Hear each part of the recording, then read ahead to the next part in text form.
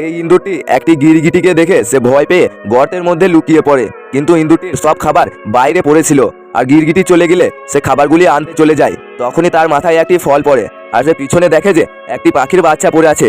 সে তাকে পায়ে করে সোজা করে দেয়, কিন্তু পাখির বাচ্চা তার পিছন ছাড়ছিল না, সে তাকে বারবার রেখে দিয়ে আসছিল। তখনই হঠাৎ করে পাখির বাচ্চাকে খাওয়ার জন্য একটি বড় সাপ চলে আসে, আর ইঁদুরটি তাকে বাঁচিয়ে ফেলে। এরপরে তাকে পাথরের উপরে রেখে দেয়, আর সে তার খাবার কুড়ানোর জন্য চলে যায়।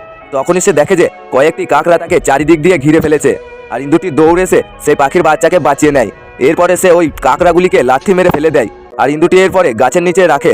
তখনই হঠাৎ করে কয়েকটি শিয়াল ওই পাখির বাচ্চাকে দেখে ফেলে, আর ইঁদুরটি যখন এই পাখির বাচ্চাকে যেখানে রাখছিল সেখানে কোনো না কোনো বিপদ চলে আসছিল। তাই সে পাখির বাচ্চাকে সব জায়গা থেকে বাঁচিয়ে নেয় এবং তারপরে একটি পাহাড়ের উপরে চলে যায়, আর এই পাখির বাচ্চাকে উড়ানোর চেষ্টা করে। তখনই হঠাৎ করে একটি চিল চলে আসে, আর সেই পাখির বাচ্চাটিকে পায়ে করে উঠিয়ে নিয়ে চলে যায়।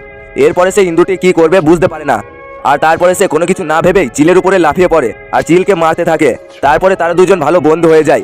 কয়েক বছর পরে এই পাখির বাচ্চাটি বড় হয়ে যায়, আর তারা দুজন মিলে একসাথে বসবাস করতে শুরু করে দেয়।